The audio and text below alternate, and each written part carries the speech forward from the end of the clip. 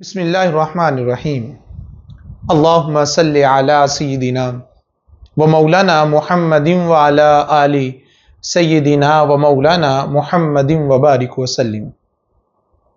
میرے راہ ہدایت کے ناظرین و سامعین، ہم پچھلی نشست میں روزے کے جو فرض کرنے کے اغراض و مقاصد ہیں اس حوالے سے گفتگو کر رہے تھے کہ تمہیں تقوی نصیب ہو جائے، اور بات ہم نے ہدی للمتقین پہ ختم کی تھی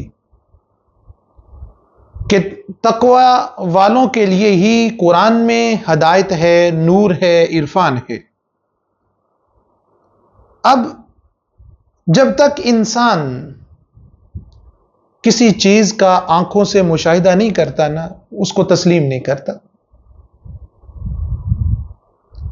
اس سوچ اور اس خیال کو رد کرنے کا نام ہی تقوی ہے۔ بات پہ ذرا غور کیجئے گا کہ ہم نے ضروری نہیں ہے کہ ہر چیز کا آنکھ سے مشاہدہ کریں گے تو اس کو تسلیم کرنا ہے، بلکہ بہت سارے معاملات ایسے ہیں کہ جن کا مشاہدہ ہماری آنکھ براہ راست نہیں کر سکتی، لیکن اس کو ماننا، اس پہ یقین رکھنا، اس کو تسلیم کرنا ہمارے ایمان کا حصہ ہے۔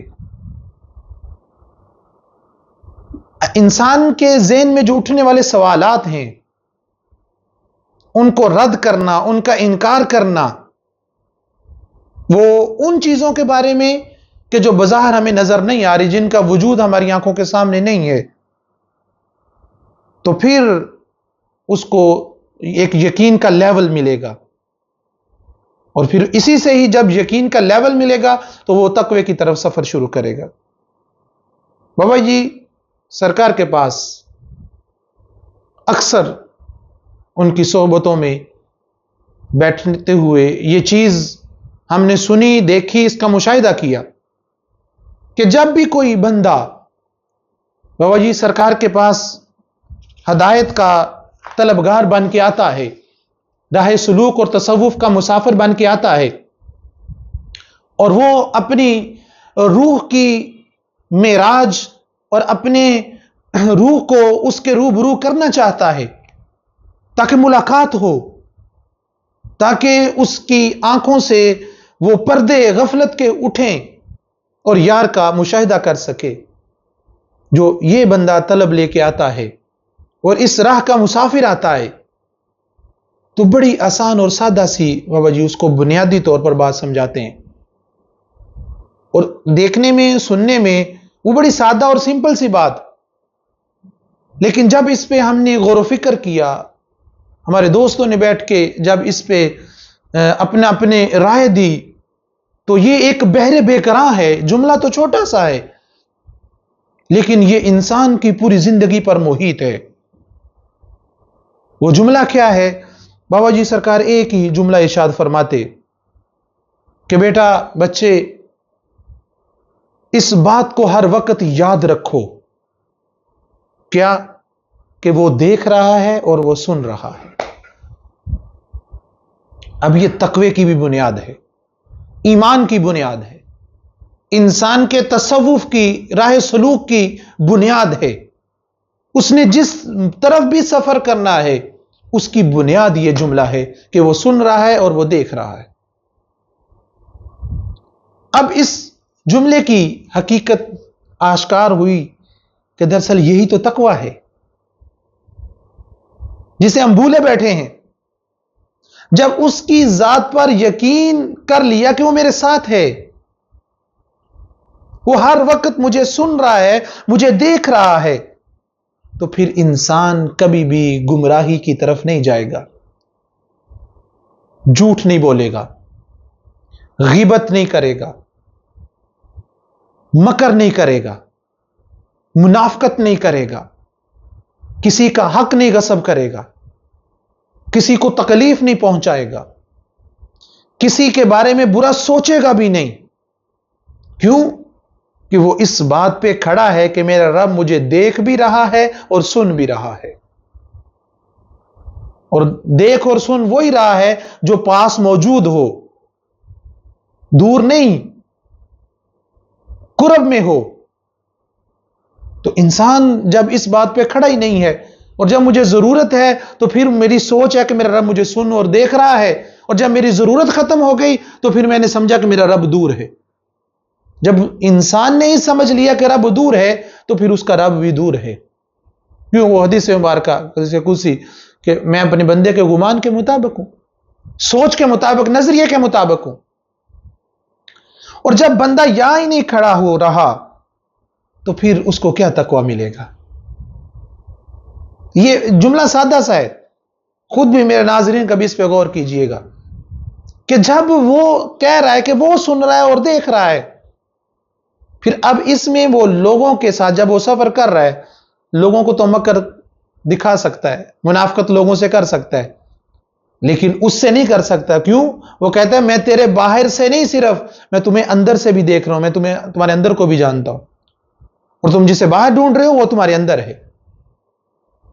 तो इसलिए तकवा यह है कि तुम यकीन के फिर किस लेवल पे हो कि वो तुम्हें देख रहा है और सुन रहा है। और फिर बाबा जी सरकार ने फरमाया, बेटा जानते हो कि रोजे की जजा क्या है, अजर क्या है?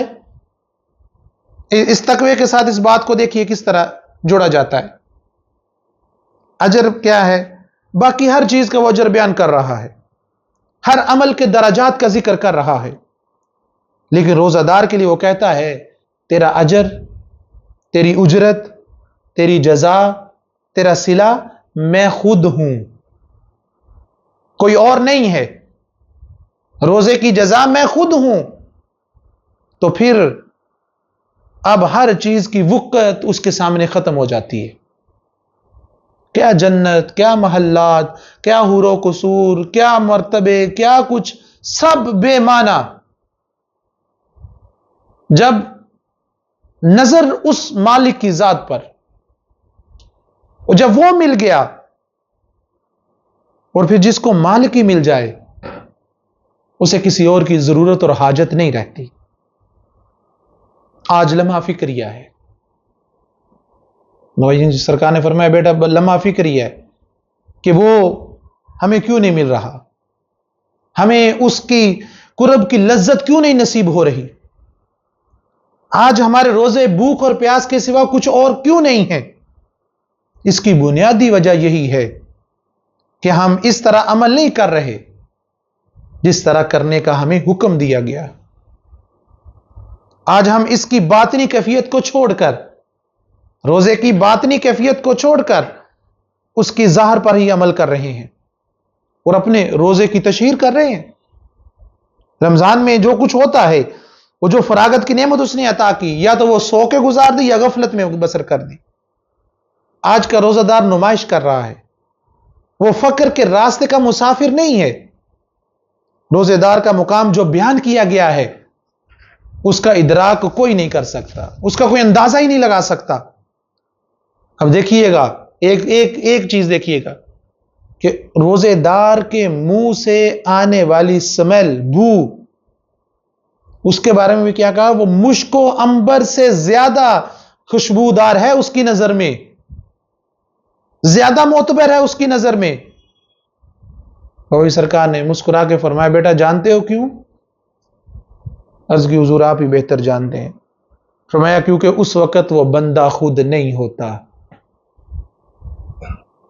गौर कीजिएगा इस जुमले पे, उसकी जात में फना हो चुका होता है,